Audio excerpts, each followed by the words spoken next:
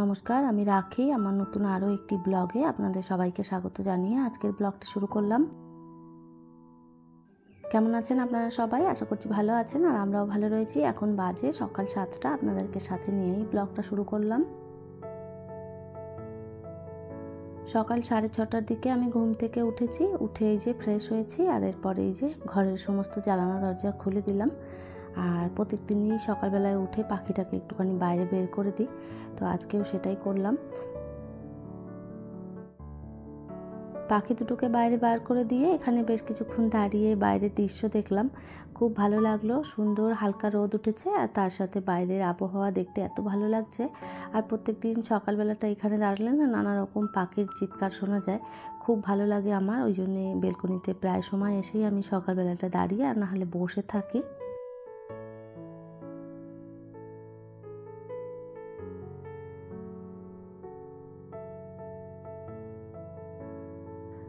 বেশ কিছুক্ষণ সময় আমি বেলকনিতে দাঁড়িয়েছিলাম, তারপরে চা করে খেয়েছি।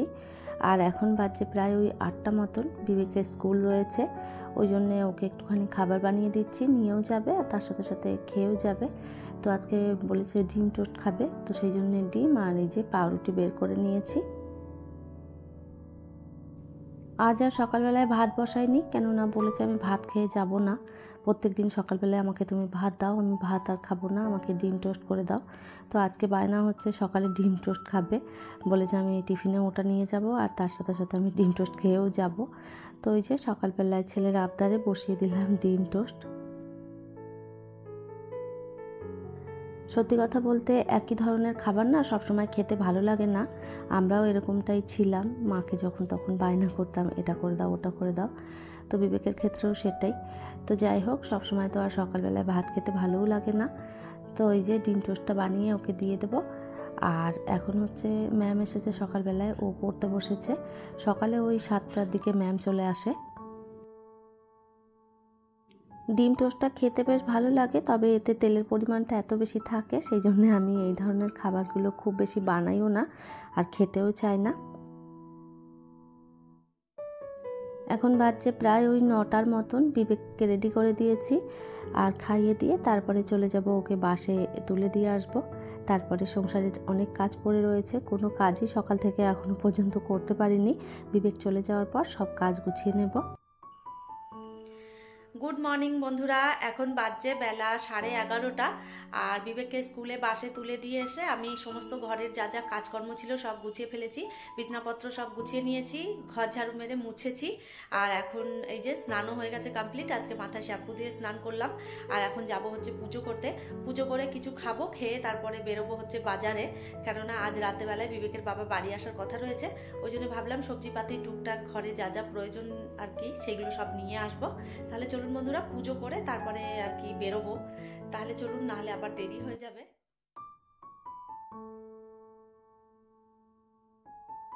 বন্ধুরা, সকালের যে কাজকর্মগুলো ছিল সেগুলো সমস্ত তাড়াহুড়ো করে করে নিয়েছি। অফ ক্যামেরাতেই কাজগুলো করেছি বলে না তাড়াতাড়ি কাজ হয়ে গেছে। কেননা আপনারা তো জানেনই যে ক্যামেরা নিয়ে কাজ করতে থাকলে কাজে অনেক দেরি হয়।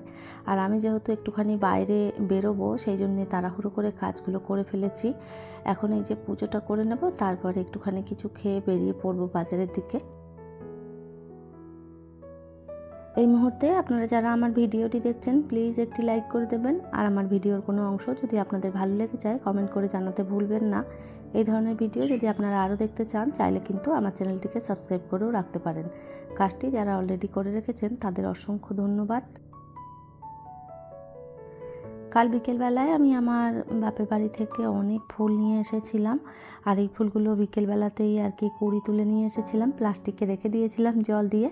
আর সমস্ত ফুলগুলো সুন্দরভাবে ফুটে গেছে। মায়ের বাড়ির ওখান থেকেই ফুল নিয়ে এলে না সুন্দরভাবে ঠাকুর মন্দিরটা সাজিয়ে পুজো করা যায়। আর এত ফুল তো পাওয়া যায় না, আর বাজার থেকে কিনে নিয়ে এলে ওই শুধু গাঁদা ফুলই পাওয়া যায়। তবে শুধু গাঁদা ফুল দিয়ে পুজো দিলে আসনটা যেমন দেখতে লাগে, তার থেকে নানা রকম ফুল দিয়ে পুজো করলে দেখতে ভীষণ ভালো লাগে।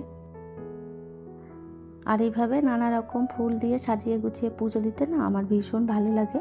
তো যাই হোক, এই যে পুজো করে আর চলে এলাম এরপরে বেলকনিতে। ঠাকুরের ধূপ ধুনো সারা ঘরে দেখিয়ে দিয়েছি, আর এরপরে এই যে একটুখানি তুলসী গাছে জল দিয়ে দিলাম। সকালবেলায় সমস্ত কাজ গুছিয়ে নিয়ে যখন পুজো করি তখন কী যে শান্তি লাগে কি বলবো আপনাদের। এত ভালো একটা মনের ভিতরে শান্তি ফিল হয়, সেটা বলে বোঝানো যাবে না। যেই দিকেই তাকাই একদম পরিষ্কার পরিচ্ছন্ন টিপ টপ, তার সাথে ঘর থেকে বেরোচ্ছে ধূপের গন্ধ, ধুনোর গন্ধ। কী যে শান্তি মনে লাগছে কি বলবো আপনাদের। সত্যি কথা বলতে সকাল সকাল যদি পুজোটা হয়ে যায় না, মনে একটা আলাদাই শান্তি লাগে। তবে শীতকালের বেলা ছোট, আর শীতকালে স্নান করতে সকালবেলায় ভীষণ কষ্ট হয়, যে কারণে না সকাল সকাল পুজো করা হয় না। আর গরমকালে কি হয়, বেলাটা বড়, সকাল সকাল ঘুম ভেঙে যায়, সেই জন্য তাড়াতাড়ি করে কাজগুলোও হয়ে যায়। আর তাড়াতাড়ি কাজ হয়ে গেলে স্নান করে পুজোটাও তাড়াতাড়ি হয়ে যায়। তো গরমকালটা আমার ভীষণ প্রিয়, শীতকাল আমার একদমই ভালো লাগে না। আর এই তো পুজো হয়ে গেছে কমপ্লিট, এরপরে চলে এসেছি কিচেনে। আজকে আর সেভাবে কিছু নাস্তা তো সকালবেলায় বানানো হয়নি, বিবেক শুধু ডিম রুটি খেয়ে গেছে।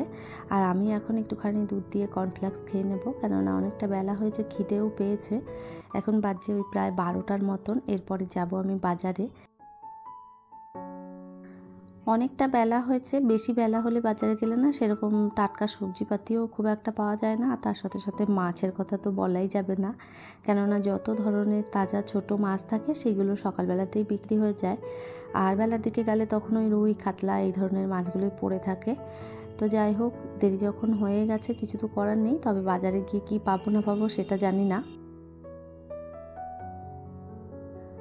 আর এই তো জানালার কাছেই বসে পড়লাম, এখানে বসে বসে খাবারটা খেয়ে নেব। আর তার সাথে সাথে আমি আমার মাকে ফোন লাগিয়েছি, কেননা আজকে সকালবেলা থেকে মায়ের সাথে একবারও কথা হয়নি। আর এখন বাজে বেলা 12টা, মা নিজেই ফোন করেছে, বলল যে দুপুরবেলায় খেতে আসবি তাহলে।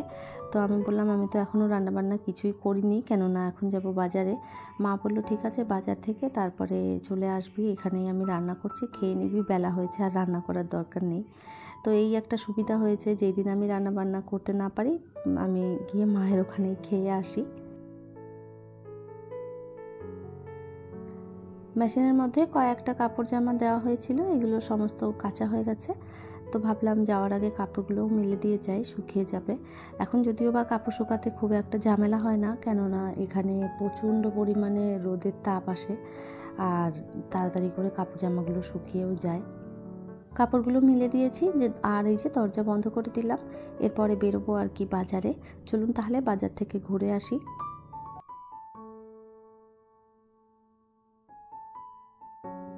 আর এই তো বন্ধুরা, বাজার করে চলে এসেছি। টুকটাক সবজি পেয়েছি, খুব বেশি সবজি আজকে নেওয়া হয়নি। টুকটাক সবজি নিয়েছি, আর মাছ সেভাবে কিছু ছিল না, একটুখানি চিংড়ি মাছই আনা হয়েছে। তো মাছের সাইজটাও খুব বেশি বড় নয়, ছোট ছোটই চিংড়ি পেয়েছি। তো এই চিংড়িটাই বেশি ভালো, পটল চিংড়ি এঁচোড় চিংড়ি করতে ভীষণ ভালো হয়। আর এখন তো পটল এঁচোড় এগুলো সমস্ত গরমে পাওয়া যাবে। তো আমার না এঁচোড় দিয়ে চিংড়ি, পটল দিয়ে চিংড়ি, লাউ দিয়ে চিংড়ি এই ধরনের খাবারগুলো ভীষণ ফেভারেট। তো যাই হোক, এই যে সবজি সেরকম খুব একটা আনিনি, সমস্ত সবজিগুলো ভাবলাম একটুখানি ধুয়ে রাখি, কেননা আজকে তো এই সবজিগুলো আর পচার কিছু নেই। তো একটুখানি জল দিয়ে ধুয়ে তারপরে এই যে রেখে দিলাম। চিংড়ি মাছ নিয়ে এসেছি, তো আজ তো আর রান্না করব না, চিংড়ি মাছগুলো বেছে তারপরে ফ্রিজে রেখে দেবো। আর আজ হচ্ছে শুক্রবার, বিবেকের বাবা আজকে রাত্রেবেলায় বাড়ি ফিরবে, তো ওই জন্যে না আর কি সমস্তটা আর কি কিনে নিয়ে এলাম, সবজিপাতি তারপরে মাছ। এগুলো ফ্রিজে রাখা থাকলে কখন কি রান্না করব টেনশন থাকে না। তো বিবেকের বাবা এলে তারপরে বাজার করতে পাঠালে না খুব বিরক্তি হয়, কেননা একদিন কি দুদিনেরই ছুটি পায়, খুব বেশি তো ছুটিও পায় না। তখন আবার বাজারঘাট করে সময়টা নষ্ট করতে চায় না, তখন মনে হয় যেন বাবুর সাথে সময় কাটাবে বা আমার সাথে একটু গল্প করবে, এইগুলো করতেই বেশি ভালোবাসে। তো যাই হোক, এই যে চিংড়ি মাছগুলো এরপরে বেছে নেব। আর এই চিংড়ি মাছ বাছতে যে কতক্ষণ সময় লাগবে তার ঠিক নেই। ছোট মাছ খেতে ভালো, তবে বাছতে অনেক সময় লেগে যায়, আর এই মাছ বাছতে আমার এখন অনেকটা টাইম লাগবে। আর বিবেকও চলে আসবে, বিবেক এলেই আমি আর বিবেক চলে যাব আমি আমার বাপের বাড়িতে, ওখানেই গিয়ে দুপুরের খাওয়া দাওয়া করব। একা হাতেই সমস্ত কাজ আমাকে করতে হয়, ছেলের স্কুল, সংসারের কাজ, বাজার, দোকান, সমস্তটা আমি এভাবেই ম্যানেজ করি। আর এইভাবেই একটুখানি বুঝে শুনে সমস্ত কাজ ম্যানেজ করি বলেই আমার সংসার থাকে একদম টিপটপ পরিপাটি। আর এই তো আপনাদের সাথে গল্প করতে করতে মাছগুলোও বেছে নিয়েছি, বিবেকও চলে এসেছে, এরপর বেরোবো।